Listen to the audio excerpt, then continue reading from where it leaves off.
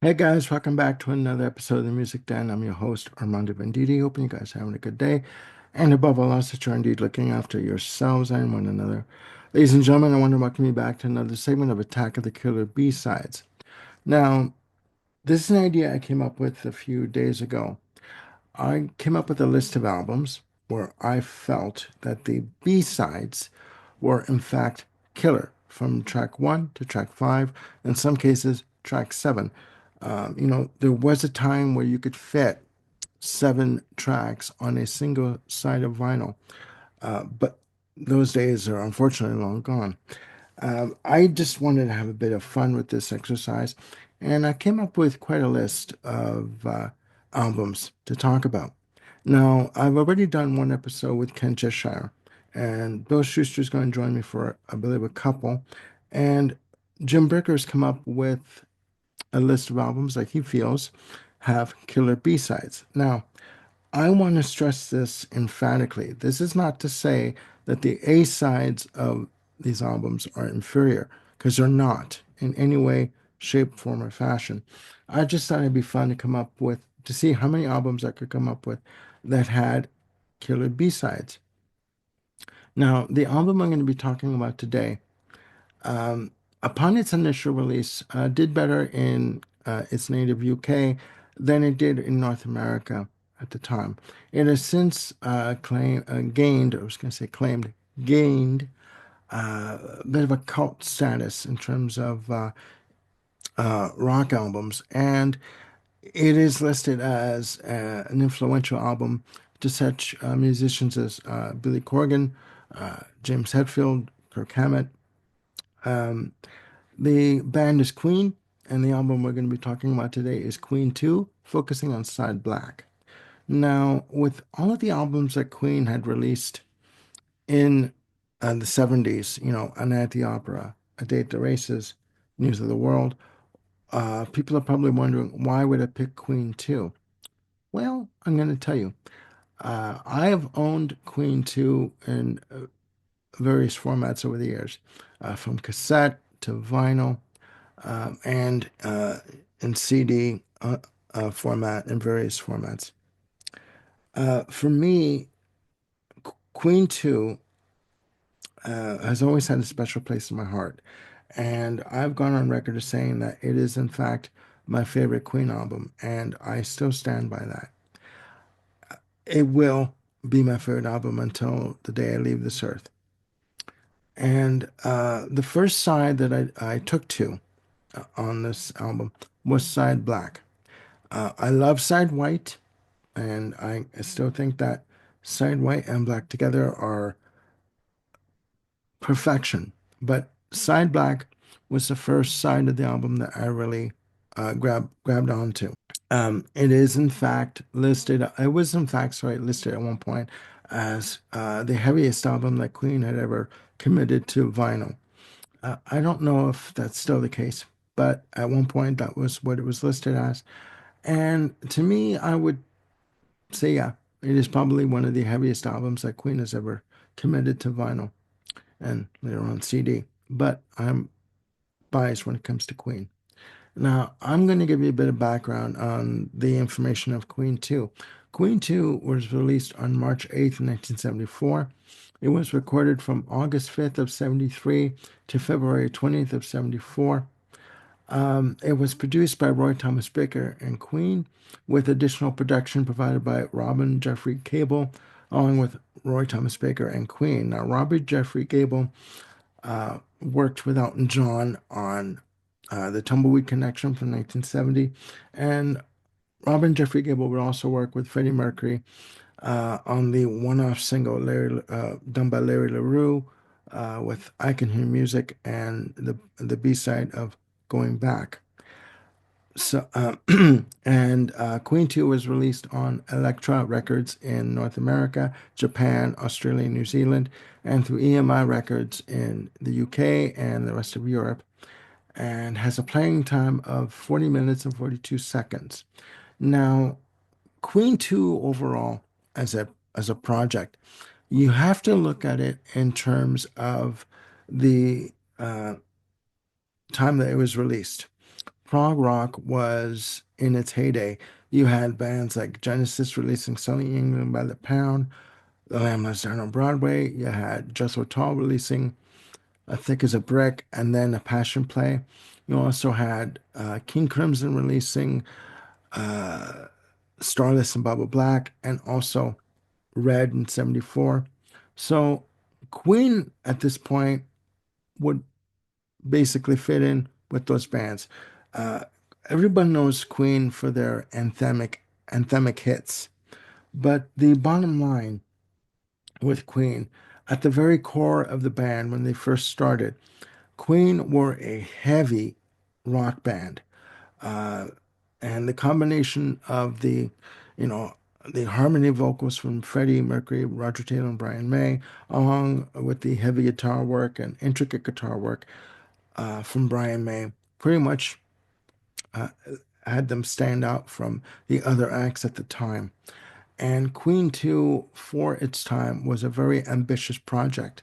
Now, Queen 1 was recorded in a very piecemeal style, where the band would only be allowed to go into Trident Studios and record during times when other bands weren't using the studios, like David Bowie, Elton John. They would be going in at like 2 o'clock in the morning, 3 o'clock in the morning, till like 6 or 7, trying to record on tape what they wanted to present on their first album. With Queen 2, it allowed them to go in and record properly, and they were able to take their time. And it shows in the final product. Now, Side Black starts off with I should say first that the entire side of Side Black, first off, is written by Freddie Mercury. The subject matter deals in times of fantasy, Knights of the Round Table, that kind of setting, and just beautifully executed. And we'll get into that. As I said, Ogre Battle starts off Side Black. Now, Ogre Battle dates back to 1971. Again, a Freddie Mercury composition, and it would be featured in their live set as early as 72, 73. But they wanted to hold off to record it properly, to give it the treatment that it so rightfully deserved, uh, which which is why it ended up on uh, Queen 2. And it starts off with an effect of um, what we hear of a sound effect growing in intensity and wavering back and forth, like churning. And what it is the gong that you hear at the end of the song was put at the beginning of the song, done backwards. It does build in intensity, and it segues into the band coming in with the high harmony vocal of, with Freddie Mercury, Brian May, Roger Taylor doing that high harmony vocal, which I do believe that Roger Taylor does hit an F sharp on that. Very powerful. Segues into this, explodes into the song, sorry, of backwards masking effect that comes in, and it slowly lifts away, and then you hear the heavy rhythm guitar piece that comes in, written by Freddie Mercury. People tend to think that it was written by Brian May, but he would say over the years in interviews that that guitar line was indeed written by Freddie Mercury.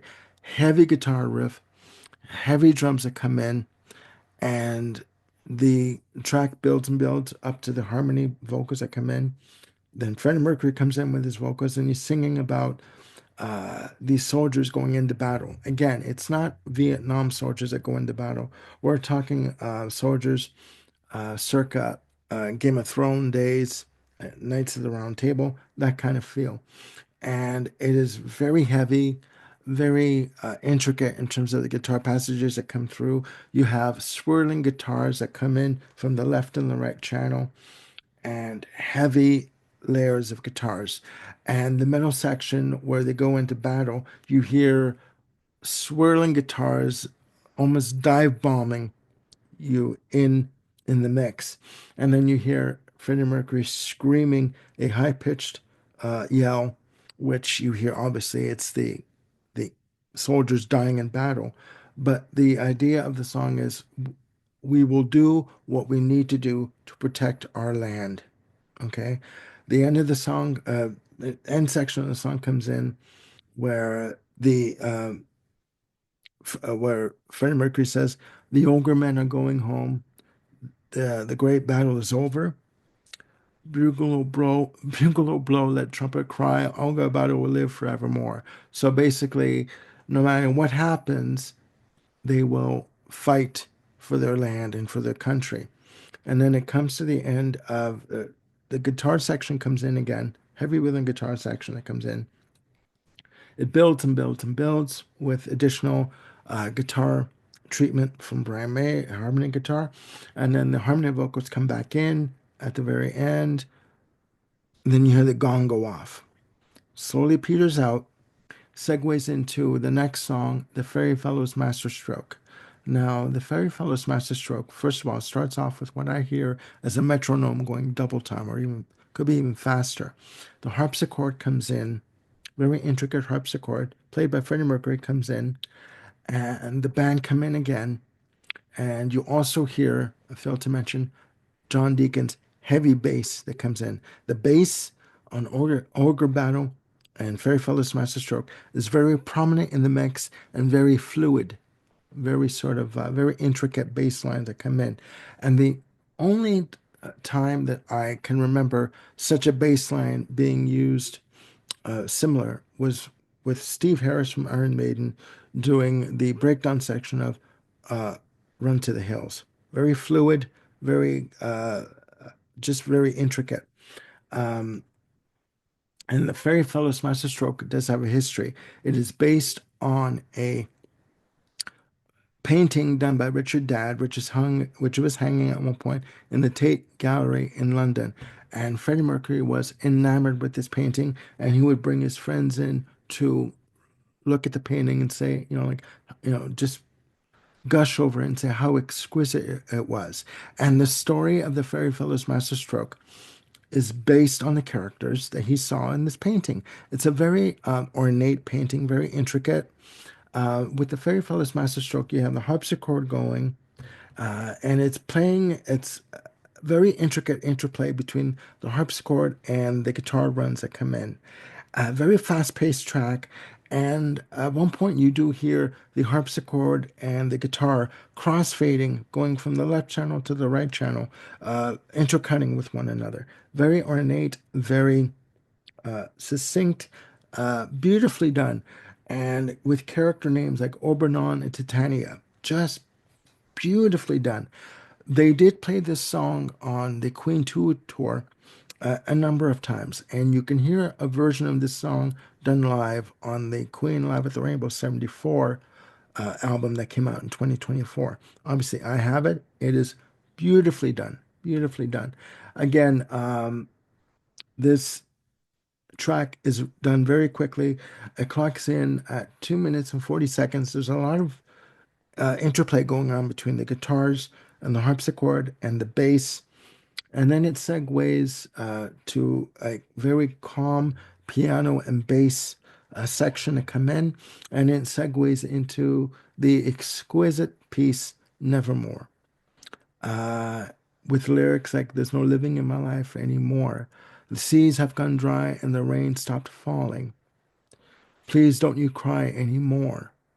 Basically, he's talking about an individual who feels like he's being duped, tricked into thinking that what he sees around him will always be there for him in terms of the world that he's built around himself, only to realize that it has come crashing down around him and he has to face reality and make a life for himself, either with somebody else or solo on his own.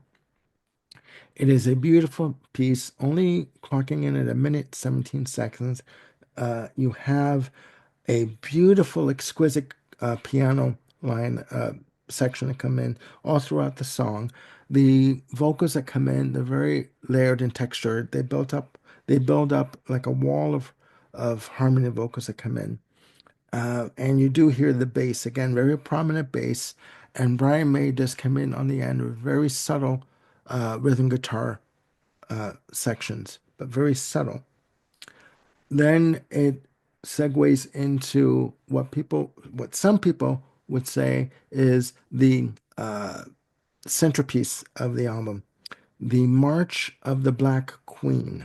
Again, dealing with side white, side black, very thematic. Starts off with Mercury on a doing a piano section, and then the guitars that come in, guitar notes that come in from Brian May on the left and the right channel, or right and left channel, sorry. And then the band come in heavy with the bass and the drums, with the harmony vocals. Basically, it is a tour de force of harmony vocals, of melodic piano runs, and guitar passages, overlapping guitar passages.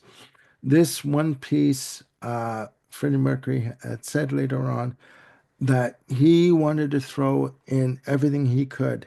And in reading up on this piece of music, this is one of the few tracks that feature polyrhythm 8/8 time and polymeter 12/8 time signatures going off simultaneously. So you have ascending vocal lines, descending guitar lines that interweave with one another that cross over. And there's a section of this track where Freddie Mercury comes in and he does a triple tracked a cappella harmony vocal with himself. And it's just beautifully done. And the band come in slowly with overdubbing harmony vocals. The band do come back in on the end of the track, and it is beautifully done. The drums are done in such a way in different time signatures and different sections. At one point near the end of the track, it has like a marching kind of a drum pattern that Roger Taylor does. And it ends with a beautiful piano line, a piano section with a very subtle but distinct guitar section that comes in. You think it's over, but it's not. The pianos come roaring back in with the final piece of the track, with the lyrics, forget your sing-alongs and your lullabies, surrender to the city of the fireflies, dance the devil to the beat of the band, till we all go in hand. Now it's time to be gone. Okay. Now that piece of the track was, I believe, a snippet from a song from Freddie Mercury called Surrender to the City that never made the album. It is done beautifully with piano, guitars, again, drums and bass, with overlapping harmony vocals between the left and the right channel. And it builds and builds and builds to to get to the final vocal harmony phrasing, and it segues into the track Funny How Love Is. Again, written by Freddie Mercury at 2 minutes and 50 seconds. I should say the March of the Black Queen clocks in at 6 minutes and 33 seconds. Beautifully executed. Amazing. Funny How Love is one of the songs that was never performed live by the band. And you hear a wall of acoustic guitars that come in, and it is a beautiful song talking about people trying to find love and peace and acceptance within themselves, within their community, within each other, and just accepting one another for who they are. Okay, there and but even the lyrics, when Freddie Mercury sings, "Funny how love can break your heart so suddenly. Funny how love came tumbling down with Adam and Eve." So even though it's a serious subject, he is bringing a bit of levity into the piece, and also saying how funny how love is coming home in time for tea. Afternoon tea. We must have it.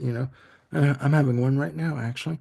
It is beautifully done, beautifully executed, and then it fades out, and from basically from from track 1 to track 5, on side black. All of the songs are segued into one another.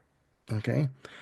The final track on the album is the single that was released from the album, Seven Seas of Rye, which was backed by the uh, Brian May arranged version of See What a Fool I've Been.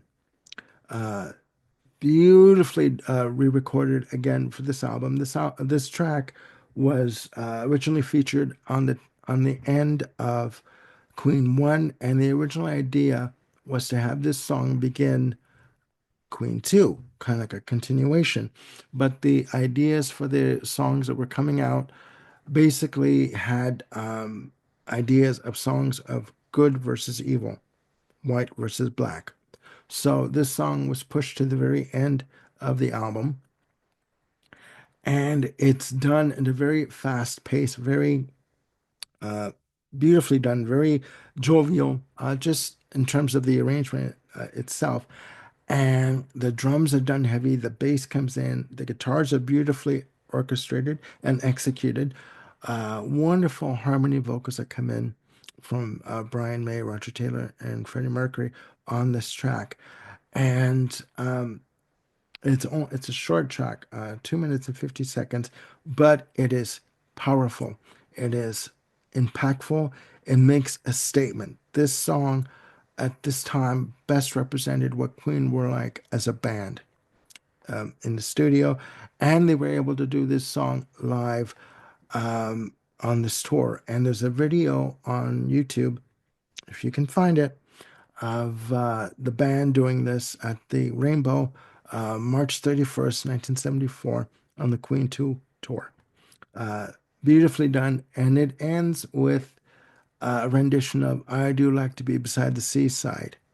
So you can, even though the music on this album is very heavy, very layered, very dense, very textured, uh, you can tell that at the end of the song of Seven Seas of Rye, sorry, they weren't taking themselves too seriously, meaning that we're just presenting to you what we feel that you're like, and this is who we are as a band at this point. Moving forward with albums that would come after, the band would dive into different territories like dance hall, more ballads, ragtime jazz.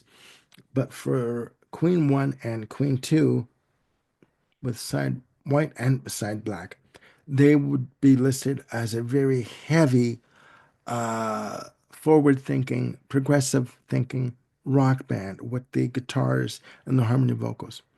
So it is for these reasons that I have just stated that I do believe that Side Black of Queen 2 is indeed a killer B-side.